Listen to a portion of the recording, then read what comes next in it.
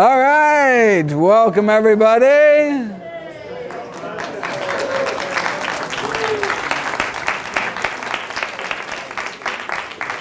Who's got a question?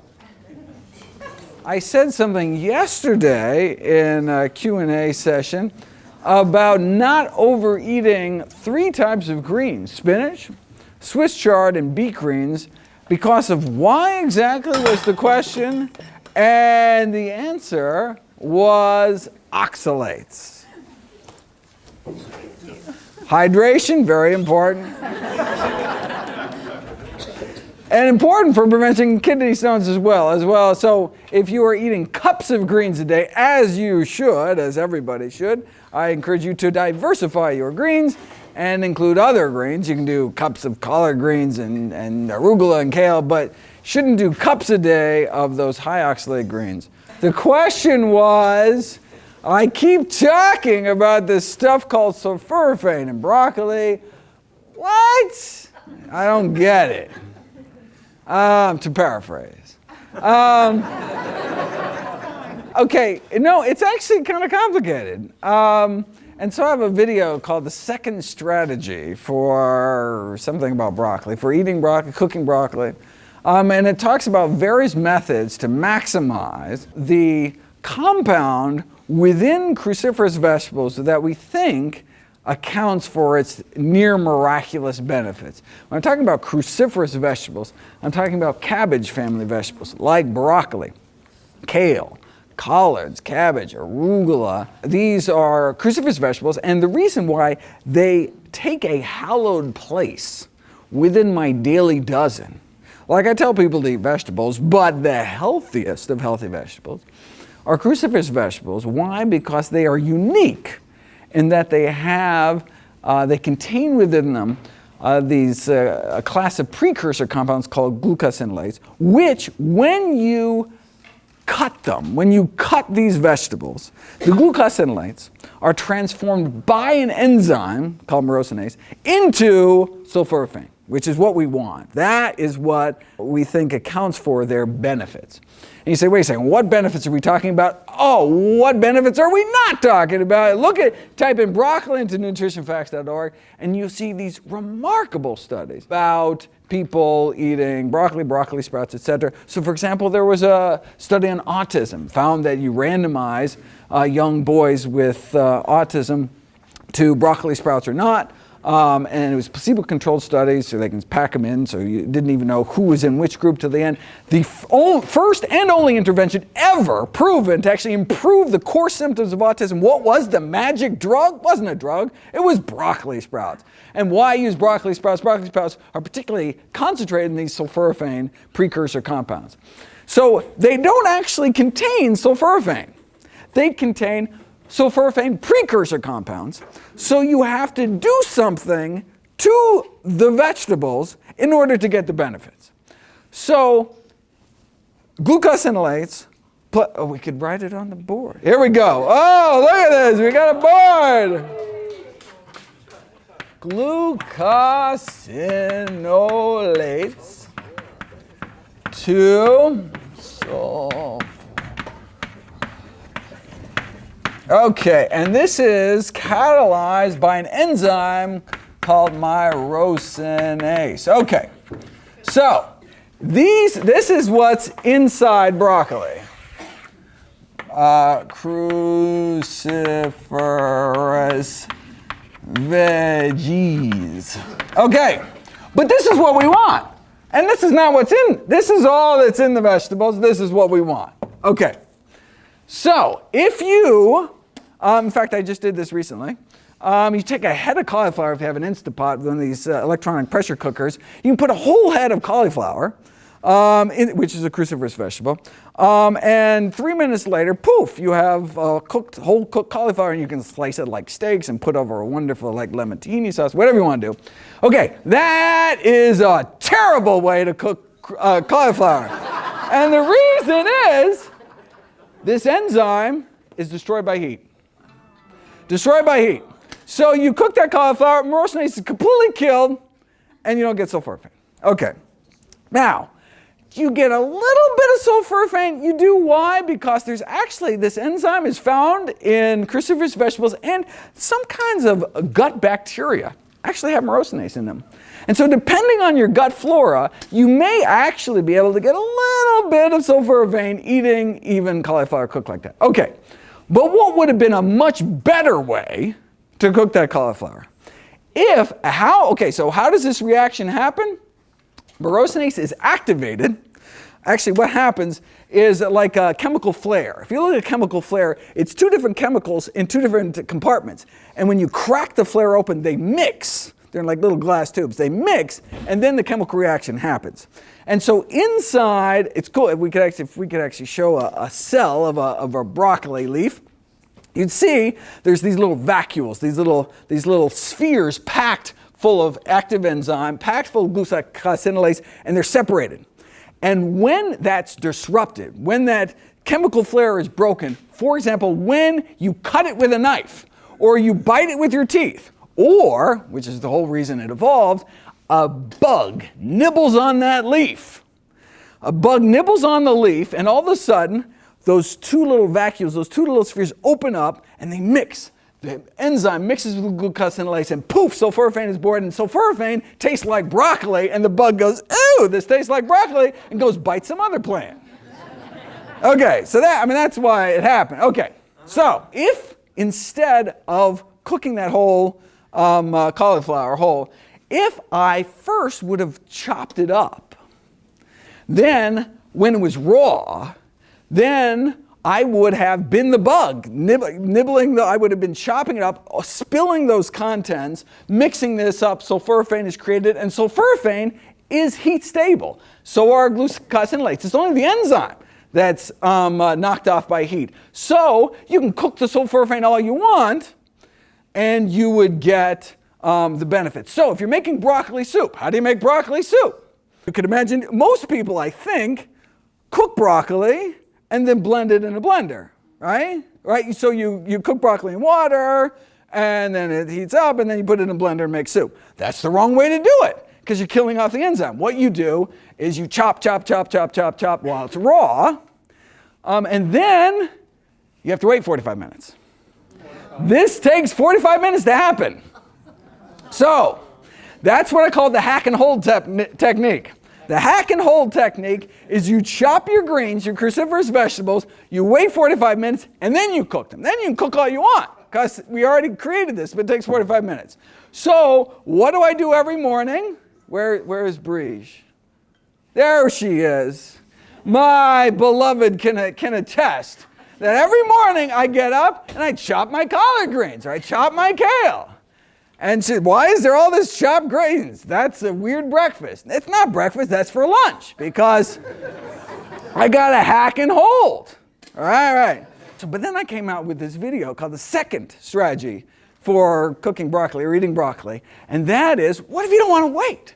What if you forgot to chop your, and you're hungry, and you want to eat those collard greens, and you don't want to wait 45 minutes? Aha!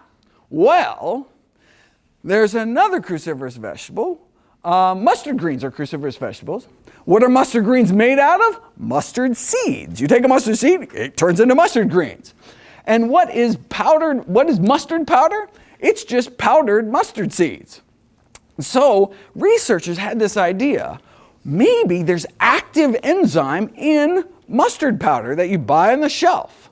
So they took a little mustard powder, so they boiled greens without cutting it, or they cut it and didn't wait 45 minutes. And so the enzyme should have been destroyed, no sulforaphane. And then once it was cooked, they sprinkled a little mustard powder, which you can get anywhere at the store. And it was teeny, like a little pinch. Teeny little pinch of mustard powder, poof! Sulforaphane was made right there. Magic! That's the second strategy. You don't want to wait? Sprinkle a little mustard powder. So the only reason why you'd hack and hold is if you don't like mustard powder. I mean, it's a little bit, but some dishes maybe, if you're putting a mustard sauce on it, well, then who cares, right? Also, horseradish. That's a cruciferous vegetable packed with morosinase, packed with this enzyme. So you can add it afterwards, or you can hack and hold. Those are the two techniques for maximizing sulforaphane, but that's why it's complicated, because it's not actually in the vegetable. You actually have to create it to get the benefits? Oh, fantastic question. Okay, what about frozen broccoli?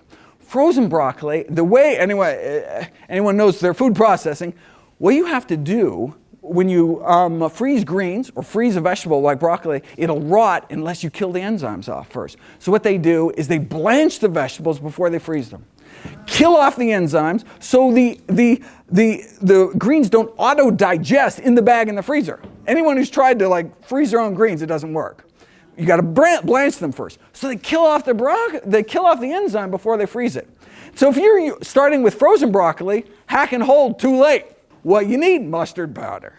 That's where you whip out the mustard powder.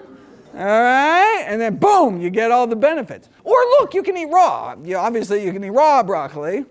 Now, your digestive enzymes kill off the enzyme too, but it takes, you have 45 minutes in your stomach.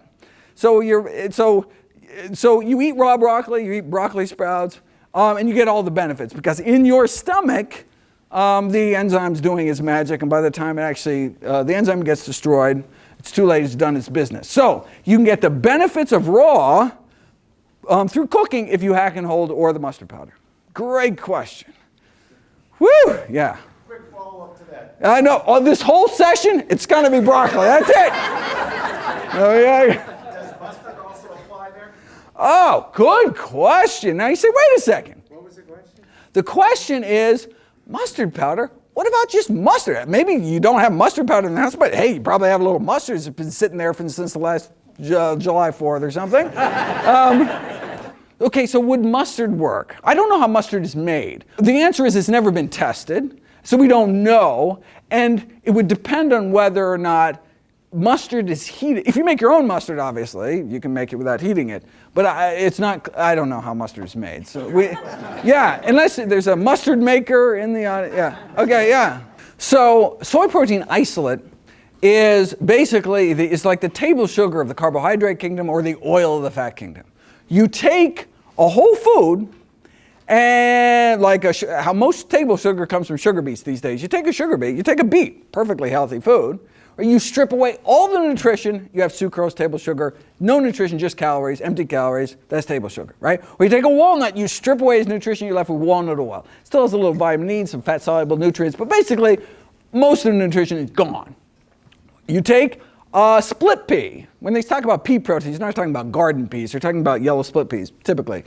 So you take the split peas, you make a nice split pea soup or something, packed with nutrition. You strip out everything except the protein. You isolate the protein, and you're left with pea protein isolate. Okay, so it has all the protein, in fact, more concentrated, by weight or by volume, but the nutrition has been removed. So it's not a whole food. It's the kind of antithesis of a whole food. You're just getting the protein.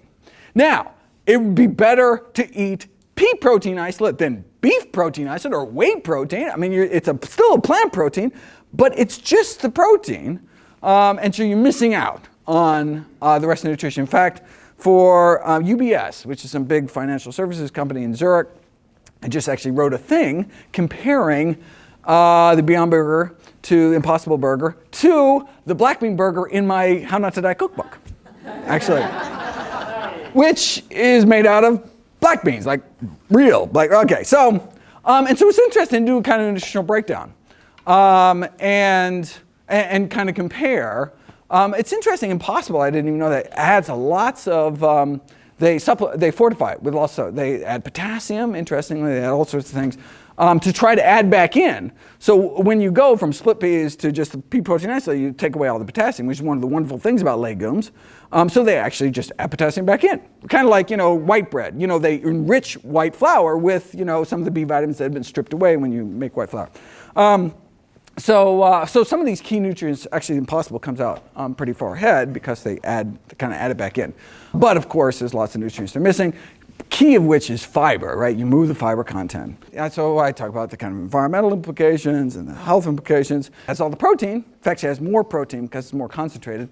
I mean, but they want to match or actually exceed. So I think a quarter-pound patty of burger, if I remember correctly, 18 grams of protein, whereas Impossible Beyond have 20 grams of protein approximately. So they wanted to since kind of protein is the buzzword, and it's like, where am I going to get my protein? They wanted to make a plant-based burger that equaled or was even more protein concentrated. Oh, you want protein? Look at this. Look at that. Measly beef, 18. We got 20, right? How are you going to do that? You're not going to do that with black beans. Black beans have fiber. I mean, you're not going to eat a burger this big, right? You want to eat a little concentrated, right? I mean, that's why they're using an isolate, is because they want to pack a lot of protein in a small space, because they want to compete on the same selling point, right? So why do people eat nutritionally? When the meat industry says we have nutrient-dense foods, they're talking about basically three things. We are a good source of protein, iron, and zinc. And so these plant-based burger companies wanted to match them head-to-head, protein, iron, zinc. In fact, add zinc to even make it more zinc than beef, But the benefits of plant-based sources of protein is they have they have the protein, iron, zinc, plus they have all the plant-based nutrients like the fiber and the folate, the potassium, things missing from the animal sources. It's a yellow life food. It's a processed plant food. The second ingredient is canola oil. No, worse. Coconut oil. So it is a coconut oil. So it's the worst, second worst possible. The palm would be even worse. The Impossible Burger has the same amount of saturated fat as beef. Of course, it has no cholesterol by definition. No plant-based product could have any cholesterol, but same saturated fat. The Beyond Burger almost has the same amount of saturated fat. They have cocoa butter and coconut oil, and ironically, actually more sodium. So Beyond Burger has 25% more sodium, more salt, than a regular kind of seasoned beef burger. So most of the GMO soy is actually used for feed crops. Most of the soy foods like soy milk are actually organic, and by definition, the 2002 USDA organic standards, there's no GMOs allowed. But the harms from GMOs is not the actual gene construct itself, but it's the fact that it allows for more herbicide application. I mean, the whole point of being genetically modified soybeans is that it's Roundup ready. You can normally with a soybean crop, you have to wait till you actually harvest the soybeans before you add an herbicide, because otherwise you kill off your soybean plants. But if you make the soybean plants resistant to the herbicide, glyphosate, then you can, while the beans are on the plant, you can just kill off all the weeds. And so that's why GMO soybeans at the store have higher rates of this pesticide, glyphosate, than non-GMO. It's kind of an indirect effect. And so the question then becomes, how bad are GMOs? It depends on how bad glyphosate is. And the IARC has come out suggesting it may be a human carcinogen. And so then that's the concern. It's the higher levels of pesticides, of this herbicide glyphosate, and not the gene construct itself that gives it that herbicide resistance. Yes? Me? You! So osteoarthritis, there is, in fact, I just scripted a new video on osteoarthritis. I'm doing a fasting webinar this month, 27th, 29th, late 26th. I would have been a day late, thank you. Why isn't anybody on the webinar? We've already had more than 1,000 people signed up, very cool. There's actually going to be 2 fasting webinars this year. One this month, on the 26th, please remember. And then September, we're going to do another one. On a separate set of fasting, it was just too massive, and I wanted to keep them to 3 hours. So there's a fasting osteoarthritis that showed benefits, but it was probably because they switched them to a plant-based diet. What can you do if you're already eating a plant-based diet to decrease? We tend to not think of osteoarthritis as an inflammatory disorder, but it actually is. The most important thing we can do is we can keep weight off our knees. And so losing weight can keep the weight off our knees. So some of it is this kind of mechanical wear and tear in addition to the inflammatory component. What can we do about the inflammatory component? We can eat not just a plant-based diet, but a plant-based diet packed with anti-inflammatory foods like spices like turmeric and ginger, etc. So drinking chai tea or something that has all those spices together would be an excellent choice for somebody with osteoarthritis. Yes? I script out a video, but sometimes the video doesn't actually appear so I'm like, I got a new video out, and they're like, I haven't seen this video. It's because it's like out the next week or something. But I just did a video on dairy and cancer, right? Or is it not up yet? Okay. We could actually, let me see if we, hold on. Maybe we will watch a video that no one's ever seen before. What do you think? Wouldn't that be cool? Let's do it. Okay, everybody want a Wi-Fi password that works?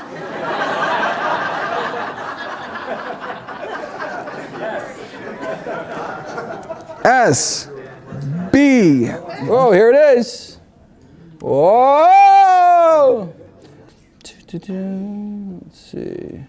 Well, that's old. What's the newest? Effects of hormones in milk. No, I think it's up already. Don't you think? There we go. Dairy. Maybe it's up. Dairy and cancer. Boom! Hello.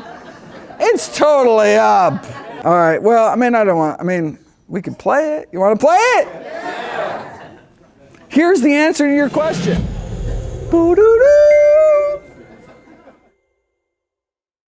Studies comparing country-by-country cancer rates have shown up to a 7-fold variation in the incidence of prostate cancer worldwide, with low rates in parts of Asia and Africa, and high rates in North America, Australia, New Zealand, and Northern Europe. Here's the map of prostate cancer mortality. Could dairy consumption have something to do with it, given Northern Europeans, Americans, Australians drink a lot of milk, whereas most non-Caucasians in the world are lactose intolerant? But just because a country drinks a lot of milk and has a lot of cancer doesn't mean the individuals within that country that are drinking the milk are getting the cancer. That's why we need cohort studies, where you find out how much milk people drink and follow those individuals over time and see if those who drink more milk get more cancer. There have been dozens of such studies done.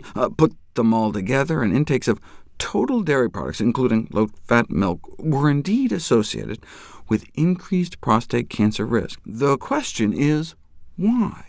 Maybe it's just all the calcium? They found that the more calcium people consume, the higher their risk of prostate cancer. Yeah, but most people get their calcium from dairy, so how do we know this isn't just a dairy effect? Before we start worrying about kale and other non-dairy sources of calcium, it'd be nice to see dairy calcium teased out from non-dairy calcium intakes, and that's exactly what they did.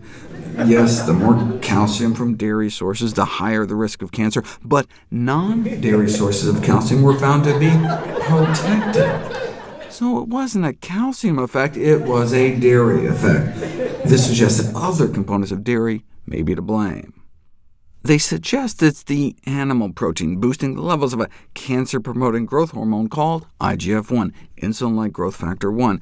If you look at 28 studies involving nearly 28,000 people, this is what's called an albatross plot. Any study to the right of this line shows a link between IGF-1 levels and dairy product, milk specifically, or dairy protein consumption, and any study hitting this line or over shows a significant association with higher IGF-1 levels.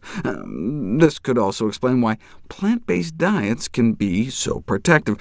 Put watch and wait cancer patients on a whole food plant-based diet for a year, no chemo, no radiation, lifestyle changes only, and get a significant reduction in PSA levels, indicative of tumor shrinkage, their bloodstream becoming nearly 8 times better at suppressing the growth of cancer cells. Do biopsies, and you can show changes in gene expression, a downregulation of critical cancer genes, effectively switching off cancer growth genes at a genetic level. Whereas if you instead eat lots of dairy after a prostate cancer diagnosis, you may suffer a 76% higher risk of death overall, and a 141% increased risk of dying specifically from your cancer. Even without IGF-1, the milk protein casein appears to be a cancer cell proliferation promoting factor, increasing the growth of prostate cancer cells, at least in a petri dish, and the same thing with whey, the other major animal protein in dairy. See, nearly 100% of advanced prostate cancers thrive by upregulating a growth enzyme called TOR, and dairy protein boosts TOR signaling even higher, which only makes sense, right? Calves have to grow like 40 times faster than human babies, and so cow's milk has to be packed with growth promoters, not to mention the hormones in milk, especially from cows who are already pregnant again. This commercialized milk production by pregnant cows releases uncontrolled amounts of bovine steroid hormones into the human food chain, and so the combination may well explain the observed association between high dairy consumption and increased risk of prostate cancer. From an evolutionary perspective, the persistent abuse of the growth-promoting signaling system of bovine milk by humans over their entire lifespan, not just drinking milk during infancy, maintains the most important hallmark of cancer biology, this sustained proliferative signaling to grow, grow, grow. And so there's this interest in trying to define the safe upper limits of long-term milk and dairy intake for the prevention of the most common dairy-promoted cancer in men. But if you look at diet and cancer guideline recommendations, yeah, milk may increase risk of prostate cancer. However, no recommendation was provided for cutting down on dairy because the evidence for prostate cancer conflicted with decreased risk of colorectal cancer. High dairy intake is associated with increased prostate cancer risk, but decreased colon cancer risk. So it's like, alcohol may be an intoxicating carcinogen, but policymakers hesitate to introduce effective alcohol policies, or even to support the addition of cancer warning labels for fear they might undermine any possible health benefits of alcohol use. Now, I've talked about how the purported benefits of alcohol appear to be evaporating. Is dairy really protective against colon cancer? If you put all the cohort studies together, where they measured dairy consumption, then followed people for years to see who got cancer, milk and total dairy consumption was indeed associated with a reduction in colorectal cancer risk, one of our deadliest cancers. Now, people who drink more milk just happen to tend to exercise more, smoke less, drink less, eat less meat, which could explain some of the association. However, many of the studies adjusted for these kinds of confounding factors. More likely, it was the protective effects of the calcium, which may bind up pro-inflammatory bile acids in the gut, though high-fat dairy products like cheese may actually increase bile acids, explaining why the cheese appeared to cancel out the calcium benefit. So might we be able to get the best of both worlds by consuming non-dairy calcium sources?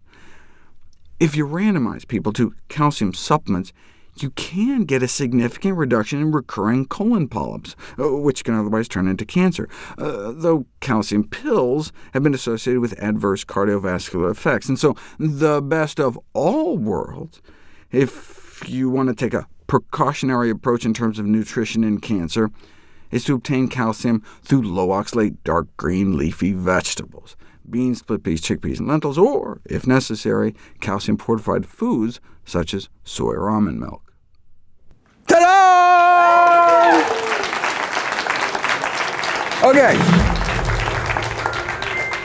Okay, so the bottom line, right? So dairy is associated with increased prostate cancer risk, but decreased risk of colorectal cancer, the second leading cancer killer of men and women combined. And so that's why no one talks about the whole dairy and cancer thing, because it's good for one, bad for the other. But in the prostate cancer risk, it's not the calcium, so we don't have to worry about non-dairy sources of calcium. But in the protective effects of dairy was the calcium. So you can get the benefits without the risks by eating non-dairy sources of calcium.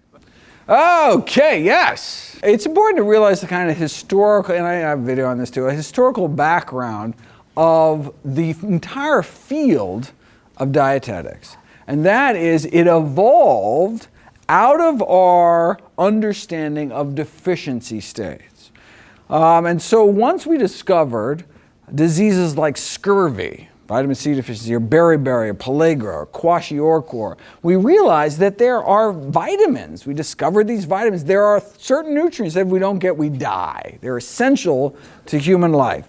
And that's where the field of dietetics was born, was finding out what we needed. And so they have this deficiency mindset, or you gotta make sure you get enough of your recommended daily allowance of all the various nutrients. Like, that's the whole field. Okay, but we're not dying of pellagra anymore. We're not dying of kwashiorkor. What we're dying of disease is the opposite. We're dying of excess nutrient diseases. We're dying of excess saturated fat and cholesterol and trans fats and sodium.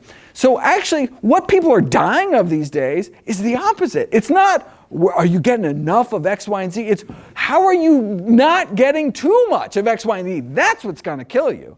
I mean, how many people have ever heard of anybody with obesity or diabetes or heart disease or colorectal cancer? I mean, these are the diseases that people are, but the whole field of nutrition is just not geared that way. And that's why when you hear dietitians talk, it's like, are you getting enough? Whereas if you hear, kind of lifestyle medicine doctors talk, well, what we're seeing is we're seeing all these diseases of excess, these chronic diseases from overly rich diets, but that's just not in the kind of mentality of dietetics. And so that's why you just see a kind of a different viewpoint. In terms of some of these other, like the functional medicine, you see this in naturopathy, you see in this bioindividuality stuff. These are ways for people to sell you supplements. If you are a doctor, you make tons of money. It is one of the most lucrative professions. Now, look, if you just want to make money, you go to the stock market or something. So people go into medicine, they do have some kind of ideals, right? But what if you don't have an MD? How are you going to make money when you can't do surgery that costs $100,000 on people? You can't prescribe drugs and get all the kickbacks from drug companies. What can you do? You're not covered by insurance. So someone comes, sees you, what are you only going to treat rich people? Give you life? How you sell them supplements. You sell them, right? And so that's how these kind of more alternative healthcare professionals actually make money, how they send their kids to college, how they buy their BMWs. So they have this, oh, well, maybe that's a diet for other people, but you particularly, you need this, or you're deficient in this, or yeah, but the soils are depleted, so take my XYZ supplements, which, hey, I just so happen to sell. Check it out. And so much, and the evidence base for so much of the supplementation is either not there at all, or even worse, shows there actually can cause harm. And so that's why you just see this whole orientation of many of these professions towards these, it's a really problem with reimbursement. I think, how can people make a living just telling people to eat fruits and vegetables and good things? There's health coaches now and stuff, but how do you get paid? How do you get reimbursed? It doesn't matter what the school. You can go to whatever, eat meat, dairy, and go on a keto diet school. Once you get out and have the credentials, right? You can do whatever you want. You can heal people the way you want to heal people. And so it's just like, keep your head down, get through it, get the credentials that allow you to enter the system and be able to make a living doing this. So depending on the source of pain, there's different kinds of pain. There's neuropathic pain, there's inflammatory pain. Typically, when people are talking about pain, like arthritis, usually there's kind of an inflammatory component, something like fibromyalgia.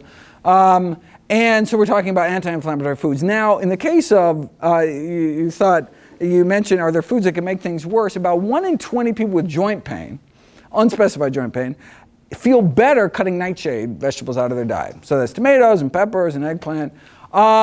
And so that's amazing. That one simple little dietary tweak and all of a sudden your joint pain goes away. So everybody I see with joint pain, I say, give it a try.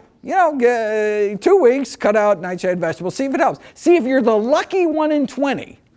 And now 95% of the time, they're not, right? They're the 19 out of the 20 group. And there's no benefits. So I said, quick, put all those wonderful vegetables back. They're super healthy, have all sorts of other benefits. So you don't want to cut healthy foods out of your diet unless you need to. But look, in those 1 in 20 people, it really helps.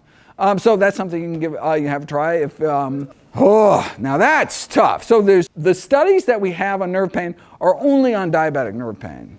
So we don't have studies on, but we have some miraculous results with whole food plant-based diets with diabetic nerve pain, but we don't have, we have studies on other nerve disorders like multiple sclerosis, but not pain like trigeminal pain or, sciatic pain may have to do with disc degeneration. There's good data showing that atherosclerosis in the vertebral arteries that feed your vertebral discs play a role in the disc degeneration. Our vertebral discs, the cushioning between in our spine is the largest avascular tissue in the body, meaning there's no blood vessels actually inside them. So all the nutrients have to just kind of trickle in, diffuse in from the outside. All the waste products have to diffuse out. You need a really rich blood flow to support your discs. And if you have clogs in your vertebral arteries, you can do MRIs. You can see clogs in all your arteries. You have clogs in your heart, you can get a heart attack. Clogs in your brain, you have a stroke. Clogs in your vertebral arteries, you can degenerate your discs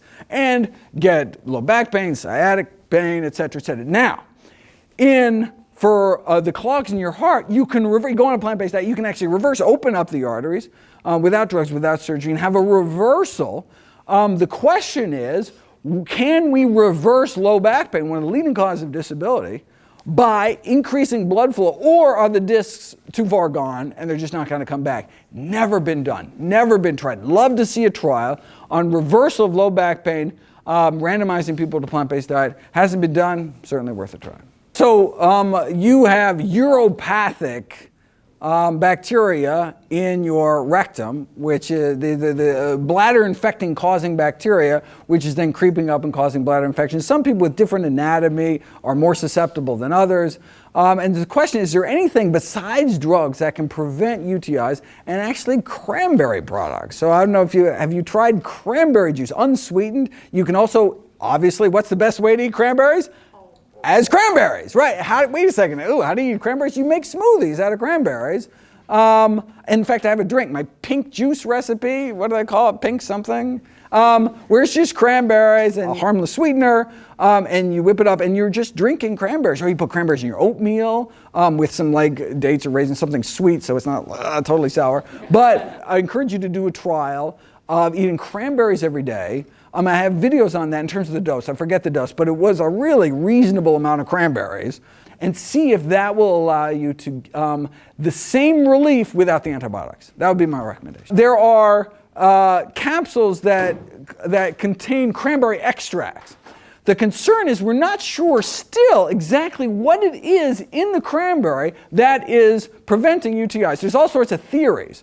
There are certain compounds that prevent E. coli from attaching to the bladder wall, but we're still not sure. So when you extract out, it's unclear whether you're extracting the right ingredients. That's why I always try to default to the whole food, because then you're getting everything. Yeah, you're probably getting lots of things that aren't helping, but they're all healthy stuff anyway. And so where do you get cranberries all year round? Frozen. You get frozen cranberries. Stock up. Sometimes you can't even find frozen cranberries the rest of the year. When it comes Thanksgiving, I stock up my freezer with lots of cranberries because I'm afraid I'm not going to be able to get them. Super healthy. Try those, and then 7 years later come back and say, it wasn't the chicken, it wasn't the cranberries. Yeah.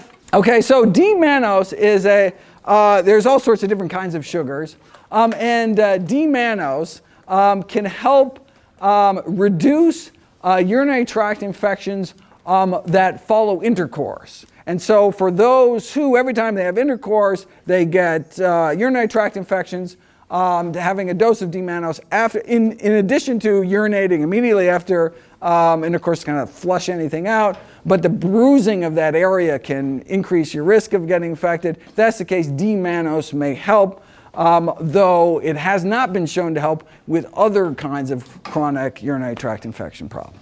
So we used to think that nerve cells were born with a certain number and they just go down. That nerves are the one cell in the body that can't regenerate, they don't divide, they don't multiply. You start with it and you just lose them throughout your life.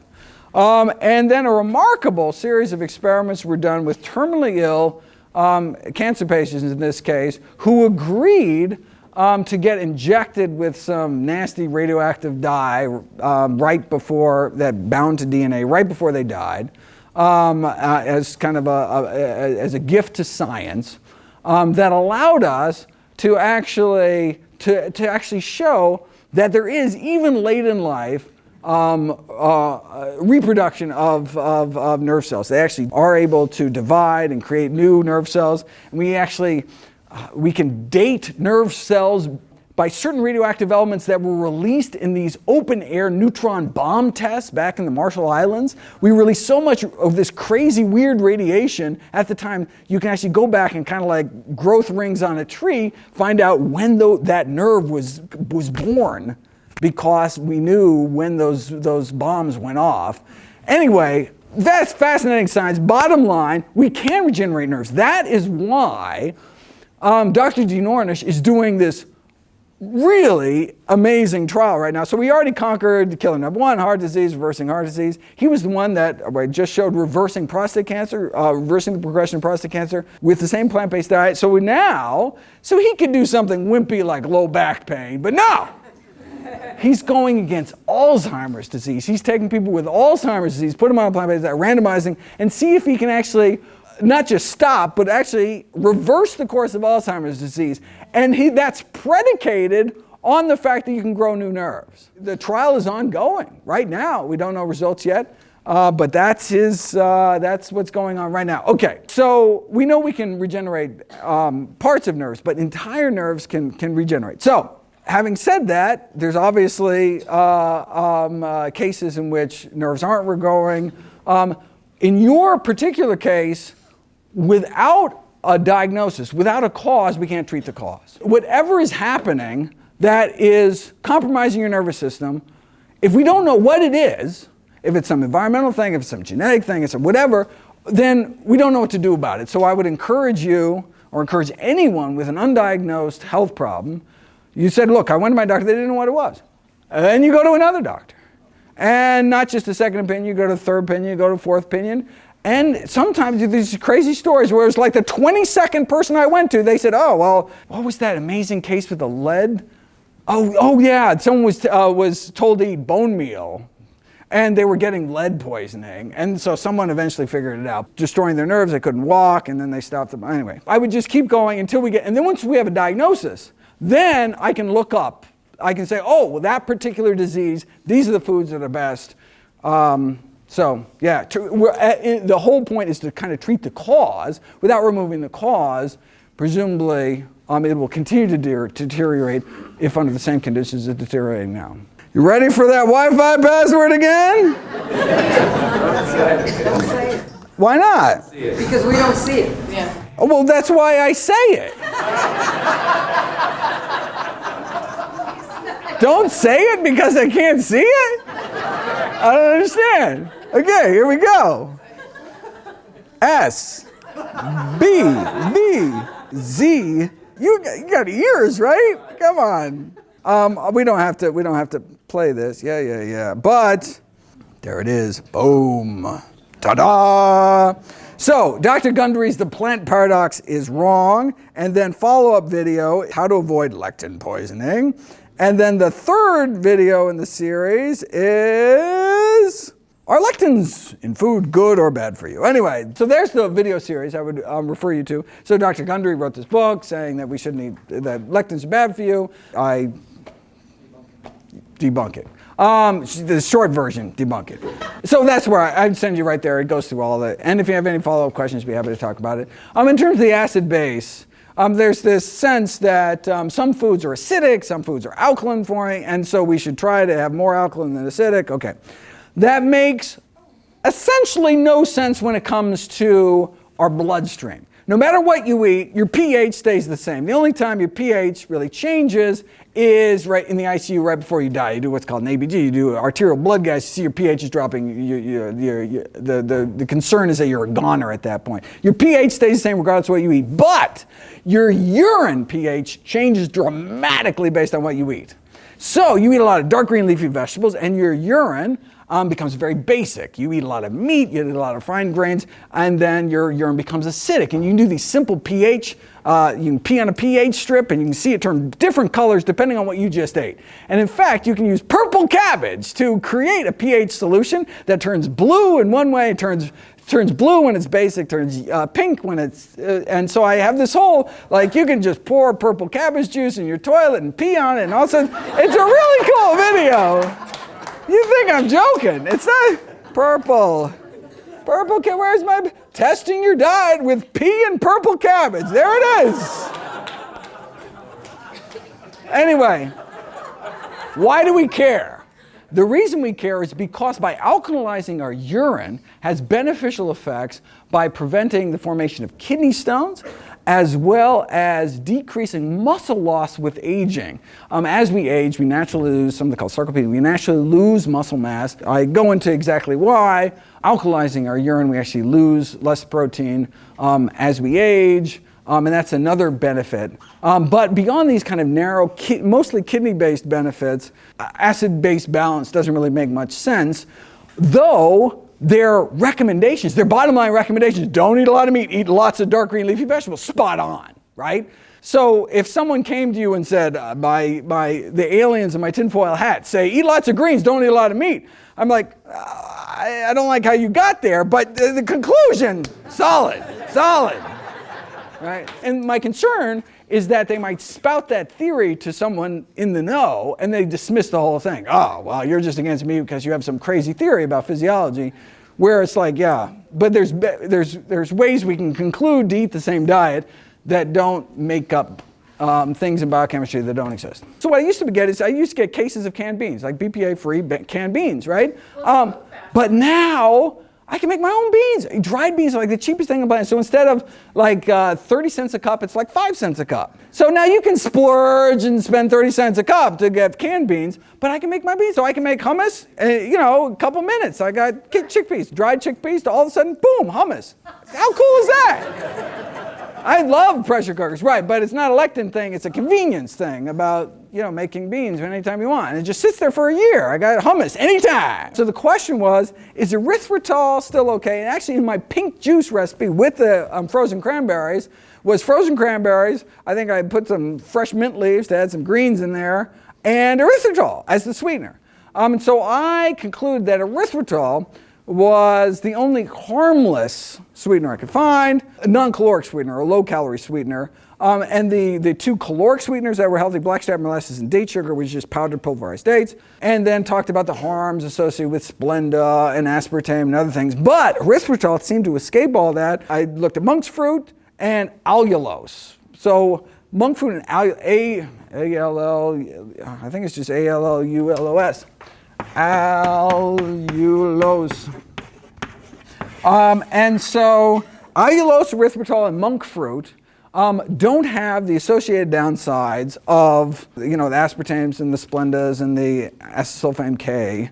However, all low-calorie sweeteners suffer from the same problem, which is this disconnect between what your taste buds are experiencing and what your brain is experiencing. So when you put sugar in your mouth, your body knows, when you taste sweet, your body expects, well, there's only one sweet thing in the world, basically, there's fruit or honey, and so pumps out insulin, all sorts of things before sugar ever hits your system. Because it's smart. It's what's called a cephalic phase, a brain phase of digestion, starts the moment it hits your tongue. And so your body is ready for this massive sugar load. And you get something super sweet like a diet soda, regardless of what it's sweetened with, even something harmless. So yeah, something like allulose erythritol is not going to give you migraine headaches like aspartame, but we get this disconnect. We get this tremendous sweetness on our tongue. Our body reacts by saying, all right, sugar load, here it comes, and never arrives. Our brain is like, whoa, wait a second. We had this thermostat. This much sweetness equals this much sugar, so I got to put this much insulin out, and I got to ready the body for this load coming in. And so it says, wow, I must have been totally screwed up. Actually, this much sugar, this much sweetness doesn't mean this much sugar. It means this much sugar. I hardly got any sugar at all. And so it messes up this thermostat in our brain. So then all of a sudden when we actually eat something sweet, like eat a banana or something, our body says, that tastes sweet. There's no sugar in it. I already know you taste sweet, no sugar. And your body's not ready for that banana. And you actually, in a video about this, you actually suffer bad physiological consequences. So if in the morning you drink aspartame sweetened beverage or a monk fruit sweetened beverage, you have higher blood sugars throughout the day, higher average blood sugars throughout the day than if you drank straight sugar. Wait a second, sugar-free, higher blood sugars, how is that possible? Is because you're messing with your whole system is not used. There's no such thing as sweetness without calories. There's no such thing, evolutionarily. There's just nothing. Millions of years, no such thing, sweetness without calories. and it mucks with our physiology.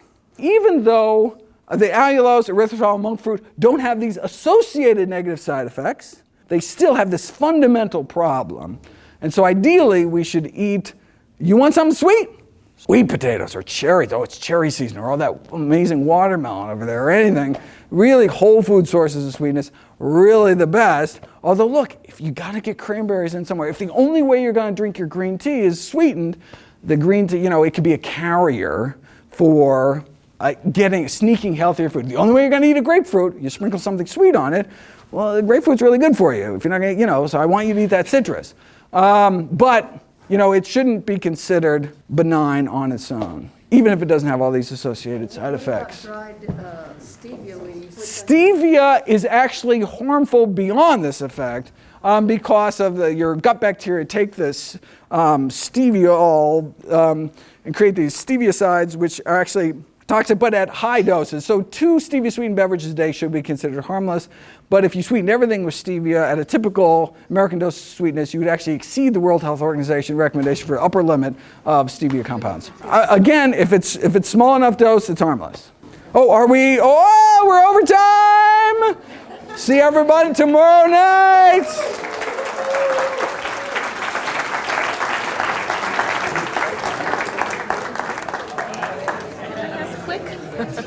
Okay.